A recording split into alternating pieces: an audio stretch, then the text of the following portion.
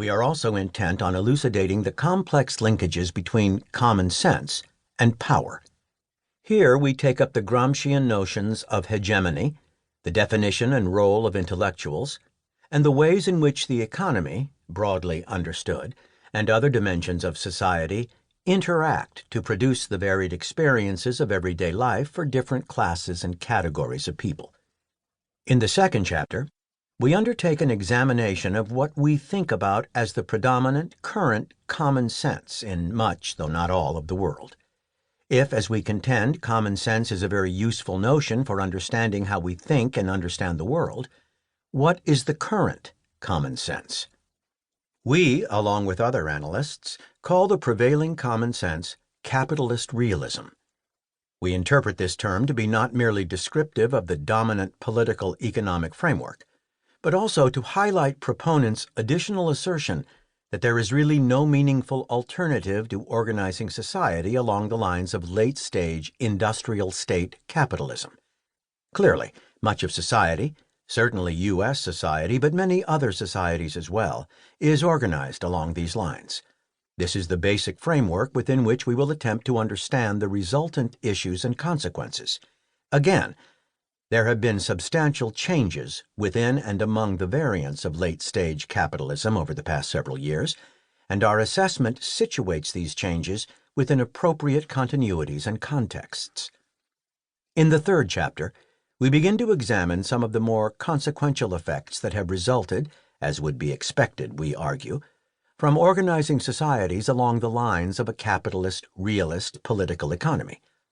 We begin with the multi-pronged relationships between capitalism and the various historical and contemporary mechanisms that capitalists, and their vital partners within state systems, have used to spread this form of political economy around the globe. These processes have been known most commonly as colonialism or imperialism, in either their historical or neo-forms, and have often been accompanied by the often necessarily related processes of militarism. In this chapter, we will think very carefully about how capital, when uninhibited by constraints against mobility, goes around the globe looking for the conditions that will maximize surplus value and profit. Historically, and contemporaneously as well, these have often included cheaper labor or resources and/or more lucrative markets. More recently, alluring conditions have also included more desirable regulatory, that is, environmental or labor, monetary, or fiscal environments to maximize profit accumulation. These adventures, quite often necessitating incursions on the prerogatives and sovereignties of others, have produced a long and bloody history and present, and a likely calamitous future.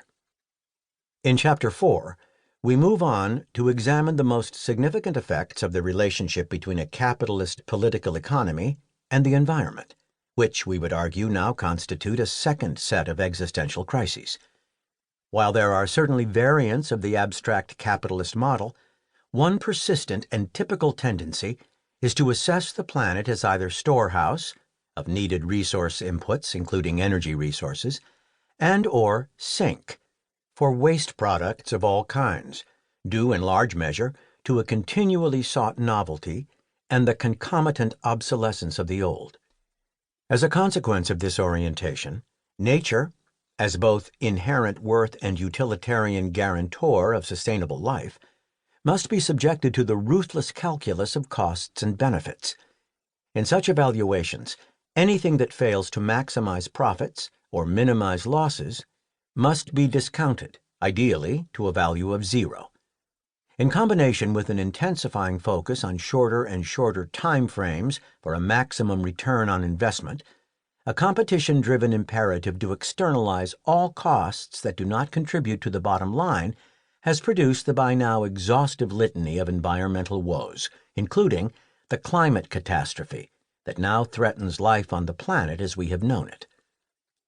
In the subsequent chapter, Chapter 5, we begin to examine the more mundane, everyday violence of capitalism in its present neoliberal, globalized, and financialized form.